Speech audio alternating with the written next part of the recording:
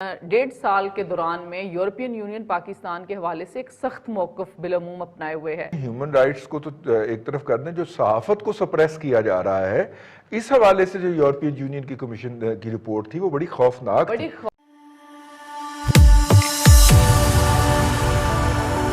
जय हिंद दोस्तों, मोदी देश में आपका स्वागत है। दोस्तों, आज पाक मीडिया भारतीय न्यूज़ एजेंसी ANI की एक खबर के बारे में बात कर रहे हैं, जिसमें ये कहा गया है कि EU ने पाकिस्तान को जो GSP+ का ट्रेड स्टेटस दिया है वो EU जल्दी रिमूव करने वाला है, जिसे सुन के पाक मीडिया घबरा गया है। पाक मीडिया कह रहा है कि ANI ने FATF का फैसला आने से पहले बोल दिया था कि पाकिस्तान FATF के ग्रे लिस्ट से नहीं निकलेगा, और इस बार भी ANI ने वैसी ही खबर दी है। तो ये अगर FATF की तरह सच साबित हुई तो पाकिस्तान के एक्सपोर्ट पर एक बहुत ही खराब असर पड़ेगा। तो पाक मीडिया यहाँ पे डरा हुआ है ANI की खबर के बाद। दोस्तों, ये वीडियो बहुत ही मज़ेदार है, तो इसे आप पूरा ज़रूर देखिएगा। तो चलिए और इंतज़ार न करके ये वीडियो देखते हैं। और डॉक्टर साहबा, ये जो भारत की तरफ से मुसलसल GSP+ स्टेटस जो है उसके बारे में प्रोपेगेंडा हो रहा है, खदशा मुझे इस बात का है कि नॉर्मली भारत का इस तरह का प्रोपेगेंडा बाद में दुरुस्त साबित हो जाया करता है। मैं डरा हुआ हूं बकायदा इससे। बुनियादी बात यह है, प्रोपेगेंडा हमेशा अपनी मौत आप मर जाता है अगर आप अपनी पाँव के ऊपर खड़े हों। देखिए, यूरोपियन यूनियन ने अभी रिसेंटली पिछले दिनों जो एक करारदाद जो कि बेसिकली एक एडवाइजरी टाइप की ही होती है, उसका प्रैक्टिकल उस तरह से ताल्लुक नहीं था, जो उन्होंने पाकिस्तान के मुतालिक कहा था कि स्टेटस वापस ले लिया जाए, और वो ज़ाहिर है प्रैक्टिकल नहीं था। लेकिन बहरहाल एक ओपिनियन हमें पता चली कि वो पाकिस्तान के मुतालिक किस हवाले से कंसर्न है और क्या सोच रहे हैं। और बहुत से लोगों ने ये कहा कि वो 670 के करीब जो लोग थे वो तकरीबन यूनिलैटरली पाकिस्तान की मुखालिफ में थे। 3 वोट उसके मुखालिफ इसलिए पड़ गए कि वो बुजुर्ग हजरात होने की वजह से वो शायद वोट से ही नहीं कास्ट कर सके। बहरहाल उसके बाद अभी रिसेंटली अफगानिस्तान के सफ़ीर की बच्ची के मामले के ऊपर बड़ा स्ट्रॉन्ग हमने उनका एक ओपिनियन देखा, और इसी तरीके से हम और भी इशूज़ के ऊपर देखते हैं कि इस वक्त पिछले तकरीबन 1.5 साल के दौरान में यूरोपियन यूनियन पाकिस्तान के हवाले से एक सख्त मौकफ बिलअमूम अपनाए हुए है। तो रीजन के मुतालिक पाकिस्तान के चाइना के साथ हमेशा से बड़े अच्छे ताल्लुकात हैं, और मुझे उम्मीद है कि इंशाल्लाह आगे भी चलेंगे। लेकिन ये बीच में चाइनीज इंजीनियर्स के हवाले से जो वाक़या हुआ, और पाकिस्तान का इंतहाई से ज़्यादा पाकिस्तानी गवर्नमेंट ऑफिशियल्स का जो स्टांस था वो गैर जिम्मेदाराना था। 24 घंटे इन्होंने मीडिया को ये कहा कि आप गैर जिम्मेदाराना खबरें शाया ना करें, और वो गैस का ब्लास्ट हो सकता है, ये हो सकता है। यानी कि आपने कोर इशू को एड्रेस करने की कोशिश नहीं की। अनटिल अनलेस हमने देखा कि चाइनीज़ फॉरेन ऑफिस का एक सख्त मौकफ सामने आया, फिर उन्होंने अपने जो इन्वेस्टिगेशन की टीम है वो पाकिस्तान भेज दी, और उसके बाद फिर उन्होंने और मजीद अपने मौकफ में हमने देखा कि सख्ती नजर आई जब उन्होंने कहा कि हम काम रोक रहे हैं बादशाह ये डैम के हवाले से, और साथ में उन्होंने फिर वो भी कहा कि हम एम्प्लॉइज़ के कॉन्ट्रैक्ट टर्मिनेट कर रहे हैं, जो कि बाद में कहा कि नहीं, कॉम्पिटेंट अथॉरिटी ने एक्सेप्ट नहीं किए। मेरे कहने का मतलब ये है लेकिन काम फिलहाल रुका हुआ है, काम रुका हुआ है, और काम अभी शुरू करने के हवाले से कोई नई एडवाइजरी भी नहीं है, वही उनका मतलब सिचुएशन अभी भी चल रही है। क्या पॉलिसी मेकिंग इस हद तक पुअर हो गई है कि आप लॉबिंग तो छोड़ें। डॉक्टर साहब, आपकी तवज्जो चाह रहा हूँ, जो उन्होंने ह्यूमन राइट्स को तो एक तरफ कर दें, जो सहाफत को सप्रेस किया जा रहा है, इस हवाले से जो यूरोपियन यूनियन की कमीशन की रिपोर्ट थी वो बड़ी खौफनाक थी। और हमने देखा कि उस रिपोर्ट के आने के बाद असद तूर को जो है वो उनके घर में घुस के मारा गया, अबसार आलम को गोली मारी गई अपने घर के बाहर वॉक करते हुए। ये दोनों वाकयात यूरोपियन यूनियन की रिपोर्ट के आने के बाद हुए। कंटिन्यू कीजिए। मैं बिल्कुल अर्ज करती हूँ। देखिए, जो हमें देखा कि आपके जो इंटरनल सिचुएशन होती है रजीज साहब, वो दुनिया से छुपी हुई नहीं होती है। जो दूसरे मुल्कों की एम्बेसीज बैठी होती हैं ना, ये बुनियादी तौर पे अपनी गवर्नमेंट्स को, अपनी स्पेसिफिक गवर्नमेंट्स को रिपोर्ट्स दे रही होती हैं कि पब्लिक सेंटिमेंट क्या है, पॉलिटिकल ओपिनियन क्या चल रही है, पॉलिटिकल पार्टीज की क्या सिचुएशन है, डेमोक्रेटिक वैल्यूज क्या है, जस्टिस सिस्टम क्या है, और सारा ये रिपोर्ट्स जारी होती हैं। तो पाकिस्तान के अंदर आज़ादी सहाफ़त के हवाले से जो सूरत हाल हमने मौजूदा गवर्नमेंट में देखी, एक बाकायदा फाशिस्ट रवैया सामने आया अमेरिकन स्टेट डिपार्टमेंट की जानिब से, फॉरेन ऑफिस की जानिब से। उन्होंने जो रिपोर्ट पाकिस्तान के जस्टिस सिस्टम के हवाले से दी है वो कितनी खौफनाक है, और उसमें उन्होंने वाज़े लिखा हुआ है कि जस्टिस एग्जिस्ट नहीं करता पाकिस्तान के अंदर, और पाकिस्तान का जुडिशियल स्ट्रक्चर जो है वो टोटली कंट्रोल्ड जुडिशियल स्ट्रक्चर है। तो ये सारी की सारी बातें जब दुनिया को पता हैं तो आप इंटरनेशनली आइसोलेट हो रहे हैं, और बुरी तरीके से आइसोलेट हो रहे हैं। ये मेनली ह्यूमन राइट और फंडामेंटल राइट का मसला था, बुनियादी इंसानी हकूक का मसला था और है।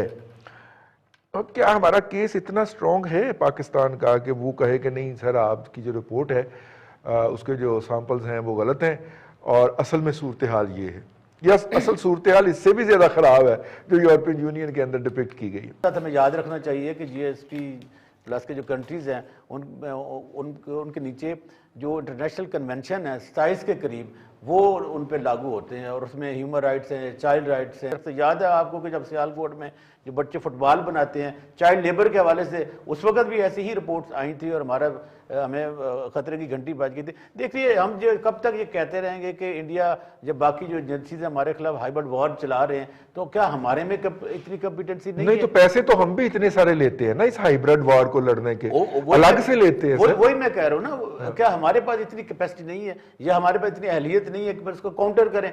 क्या सिर्फ इतना कह देना कि हमारे खिलाफ जो दुश्मन ममालिक हैं या मुख्तलिफ, आपको काउंटर तो किया जाता है, आपको गालियां बकने के लिए बैठे तो हुए हैं लोग, आपको गद्दार डिक्लेयर करने के लिए बैठे तो हुए हैं लोग। अब ये कोई हमारे लिए अच्छी सिचुएशन नहीं है, ये तमाम की तमाम मॉनिटर होती है। और कब तक हम लोगों को झूठ का सहारा देते रहेंगे अपनी खामियां छुपाने के लिए? इस केस को हम कंटेस्ट कर सकते हैं लेकिन अपनी चारपाई के नीचे भी डांग फेरने की जरूरत है। चलिए दोस्तों इस वीडियो पे बात करते हैं।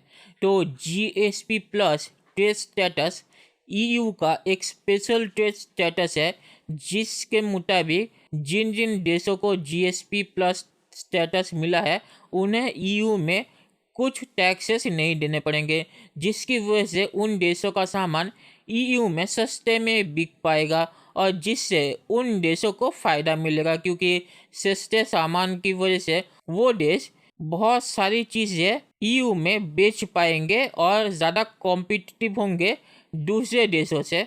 तो ये एक बहुत ही खास ट्रेड स्टेटस है जो EU उन देशों को देता है जिनकी इकोनॉमी वीक है और वो इंटरनेशनल मार्केट में जो EU की है उसमें कॉम्पीट नहीं कर पाएंगे और इसीलिए उन्हें ये एक खास फ़ायदा मिलता है।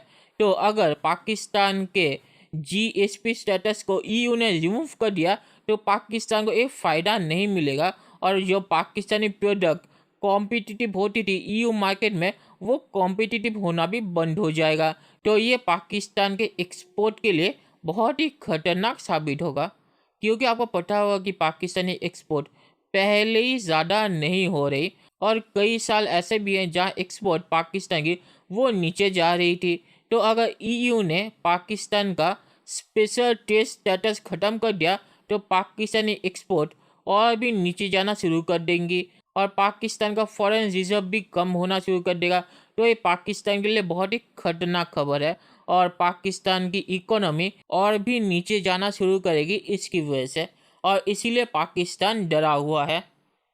और पाकिस्तान ने सही कहा कि GSP प्लस स्टेटस जिन जिन देशों को दिया जाता है उन्हें कुछ नियम भी फॉलो करने पड़ते हैं, जैसे कि जो पाक मीडिया ने कहा कि डेमोक्रेसी, जर्नलिज्म, ह्यूमन राइट्स और चिल्ड्रन राइट्स, ऐसे मामले। और पाकिस्तान में आपको पता होगा इन सभी मामलों में पाकिस्तान कैसा परफॉर्म कर रहा है। तो इसकी वजह से भी पाकिस्तान डरा हुआ है, क्योंकि EU के पास रिपोर्ट तो जारी होगी कि पाकिस्तान में क्या हो रहा है और कैसे पत्रकारों के ऊपर हमला हो रहा है। और जो पाक मीडिया ने असद टूर का मामला उठाया वो भी बहुत ही सही है, क्योंकि असद टूर के मामले पर असद टूर ने कहा है कि मुझे ISI ने घर में आके मेरे साथ मारपीट की और उस पे पाकिस्तानी एस्टेब्लिशमेंट ने ये झूठी खबर चलाई कि ये ISI के बंदे नहीं थे, ये तो असद टूर का किसी लड़की के साथ मामला था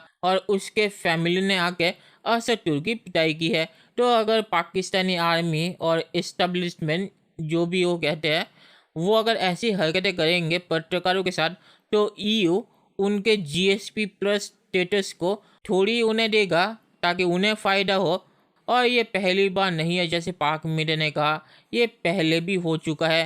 पहले TLP के प्रोटेस्ट के बाद फ्रांस के खिलाफ EU ने एक रेजोल्यूशन पास किया था जिसमें उन्होंने कहा कि हर EU का मेंबर पाकिस्तान के GSP प्लस स्टेटस को रिव्यू करे और डिसाइड करे कि उन्हें ये ट्रेड स्टेटस देना है या नहीं। तो ये पहली बार नहीं हो रहा। और इस बार ANI के मुताबिक उन्होंने फैसला कर लिया है कि अब रिव्यू नहीं, अब पाकिस्तान से GSP+ स्टेटस ले लेना चाहिए, क्योंकि वो GSP+ स्टेटस के नियमों को फॉलो नहीं कर रहे और उनके देश में पत्रकारों के साथ जो व्यवहार हो रहा है वो पाक मीडिया यहाँ पे ही बोल रहा है। तो इसीलिए पाकिस्तान इसमें बुरी तरह से फंस गया है। तो इसीलिए मुझे भी लगता है कि अब जल्दी ही EU कोई फैसला ले लेगा कि पाकिस्तान के GSP+ स्टेटस के साथ क्या किया जाए, और ANI की खबर अगर सही है तो उसे रिमूव कर दिया जाएगा। और आखिर में मैं ये कहूँ कि पाक मीडिया ने सही कहा कि पाकिस्तान में जो भी कुछ हो रहा है वो किसी से छुपा नहीं है, और चीन भी पाकिस्तान की अब कोई मदद नहीं करेगा, क्योंकि धासू डैम के बाद जो हुआ है उसके बाद चीन भी पाकिस्तान से नाराज़ है। तो पाकिस्तान इसमें बुरा फंस गया है, और अमेरिका भी मदद नहीं करेगा, क्योंकि जैसे मैंने कहा अमेरिका भी पाकिस्तान से नाराज़ है क्योंकि वो तालिबान को समर्थन कर रहे हैं। तो मुझे नहीं लगता कि EU पाकिस्तान का GSP+ स्टेटस बरकरार रखेगा। तो चलिए देखते हैं कि फ्यूचर में क्या होता है। दोस्तों, ये वीडियो देखने के लिए बहुत बहुत शुक्रिया, और हमारे चैनल को सब्सक्राइब करना मत भूलिएगा। Thank you very much.